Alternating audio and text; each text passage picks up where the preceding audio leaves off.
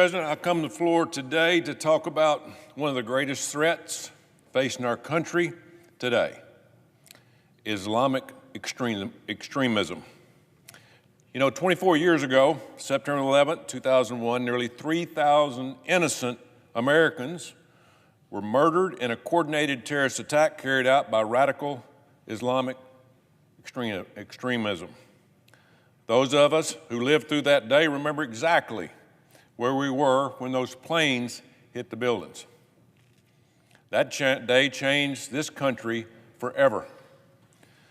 We were smacked in the face with the reality that there are people who are so hell-bent on destroying America that they will kill themselves just to try to harm us. That's reality.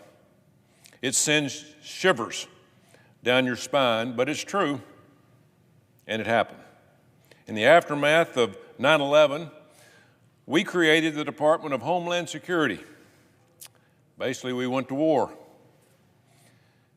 We spent the following 2 decades unsuccessfully attempting to westernize the Middle Eastern countries most responsible for this attack. We strengthened surveillance and gave up personal freedoms in the hopes of preventing another large-scale attack. But 20 years later, we have to ask, have we made any progress at all in rooting the evil of radical Islam out of this country? Have we done it? Let's be honest. Radical Islamic terrorism didn't go away after 2001. In 2009, 13 people were killed in a mass shooting at Fort Hood by an Army psychiatrist who was radicalized by Islamic teachings. In 2013, 3 were killed and hundreds injured when 2 brothers detonated bombs at the finish line of the Boston Marathon. They were inspired by their radical Islamic beliefs. Then in 2015, an ISIS-inspired couple killed 14 people and injured 22 at a party in Southern California. In 2016, Omar Muteen killed 49 people and injured 53 more at a nightclub in Orlando, Florida. Muteen pledged allegiance to ISIS during this attack. It continued in 2019 when a Saudi military trainee opened fire at the Pensacola Naval Air Station, killing 3 Americans, including 1 young man from my home state of Alabama. Earlier this year in Louisiana, a deranged person drove a truck into a crowd on Bourbon Street in New Orleans, killing 14 people. To no one's surprise, he said he was inspired by the Islamic State. These attacks, they weren't just against people, they were an all-out assault on Western culture, freedom, and the values that we hold dear to our heart. But it doesn't stop there. Thanks to Joe Biden, thousands of people on the suspected terror watch list were allowed to enter this country over the past 4 years. Islamic extremism and Sharia law openly call for the destruction of America and Western culture. Let's be clear. Let's be clear about this. The thousands of terrorists we have allowed to enter our country have brought their anti-American rhetoric and ideology with them. We're seeing this in cities like Minneapolis, Dearborn, Portland, Chicago, and even New York City. The leading candidate for mayor in New York City is a far-left socialist who sympathizes with extremist groups like Hamas. But this insanity, sadly, isn't limited to New York. We have elected members of Congress who openly support the radical Islamic terrorist organization Hamas. Just yesterday, we paused to remember the more than 1,200 innocent people, including 40 Americans who were slaughtered by Hamas terrorists in Israel on October the 7th, 2023. Hamas literally means Islamic Resistance Movement. It's been 2 years, and 2 U.S. Congresswomen, Omar and Tlaib, they still refuse to condemn these heinous crimes in Israel. These 2 members were elected to represent American citizens, and they are sympathizing with Islamic terrorists instead. It's almost hard to believe, but it's true, and they don't hide it. You know, we're allowing people with extremist ideologies, people who hate America values, to not only live here, but to hold positions of power and influence our government. It's un-American, and it's an insult to the millions of Americans who have sacrificed their lives for this country and its freedom. You know, if you think this poisonous ideology won't affect your way of life, just look at Europe. The United Kingdom, once a proud nation that helped save the world from Nazi tyranny, has essentially lost its identity. It's gone. Mass migration has destroyed their society. There is no freedom of speech.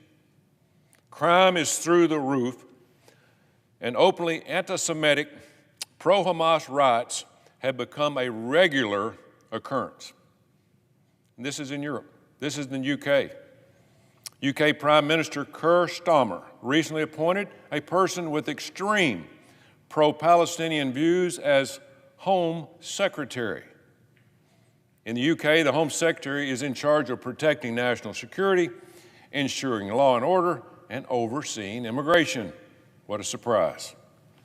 So the person who is in charge of immigration and national security for the UK is openly a pro-terrorist.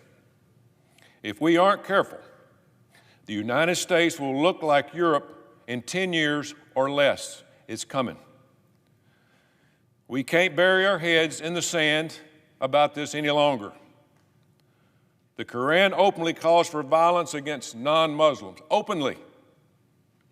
Radical Islamists take these instructions literally and to use them to justify terror. It's not politically correct to say this, but it's the damn truth.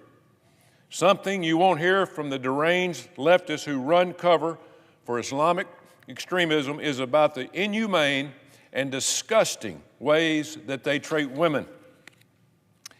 In Muslim countries that follow Sharia law, it is considered normal for women to be raped, trafficked, and forced to marry as young as age of 6.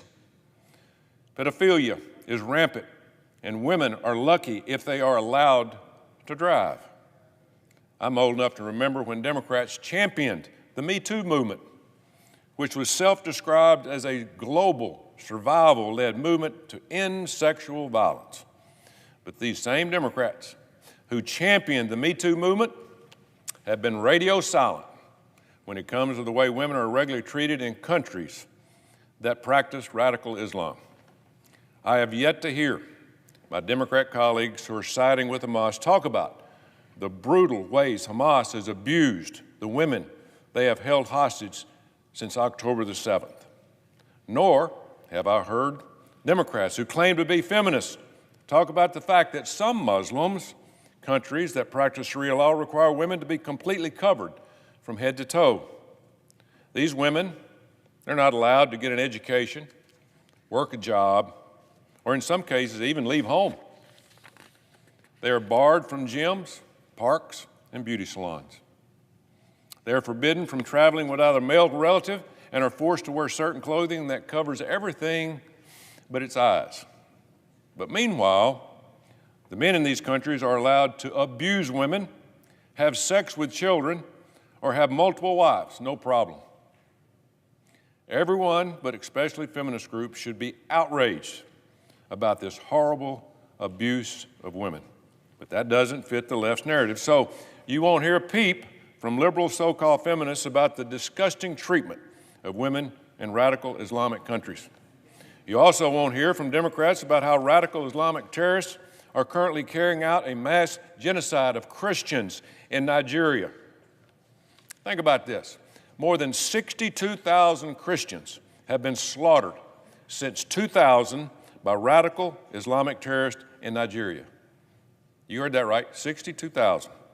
And just this year alone, more than 7,000 Nigerian Christians have been murdered because of their faith alone. You can't turn on the TV without hearing about Israel's so-called mass genocide of Palestinians every day.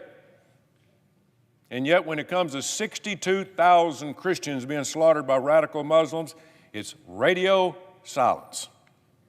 This extreme ideology is straight from the pit of hell, and it has no place in American society. We are blessed that freedom of worship is a constitutional guaranteed right in this country. That's what our forefathers fought for. If you want to come here legally, practice a peaceful version of Islam, and blend into our society by adopting the treasured American values of life, liberty, and the pursuit of happiness, you are welcome to do so. But if you believe that Sharia law supersedes American law, you should be deported immediately. If we don't take a stand now, our way of life, our Christian values, our freedoms, and our national identity will disappear. There is only room for one law in this country, and that's the Constitution of the United States of America. Sharia law is an anti-American and has no place in a free society. Texas is already taking action to ban Sharia law, and I commend them. Other states should follow. We must protect American values, not apologize for them. I truly believe we are at a crossroads in this country. For too long, people have tiptoed around this issue, afraid to hurt somebody's feelings or make people uncomfortable. But the time for being politically correct is over. The truth is that radical Islamic extremists want every single freedom-loving American dead. Bottom line. They have proven over and over again that they are willing to do whatever it takes to kill just one American citizen, whatever it takes. And it isn't just happening overseas. It has been allowed to fester and is alive and well in our very own country, just waiting for the right opportunity to attack. It's coming. Just yesterday, thousands of extremists gathered in New York to champion radical Islam. It's scary. So the question is, will we continue down this path and end up like Europe? Or will we honor the sacrifices made by the millions of Americans who have given their lives for our freedoms by standing up against people like the radical Islam? Now's the time to act, because if we don't, we will lose this country as we know it. It will be gone. This isn't about a Republican or Democrat issue. It's an American issue. I hope my Democrat colleagues will join me in sending a loud, clear message that we will not tolerate Sharia law in this country. Not now, not ever. Mr. President, I yield.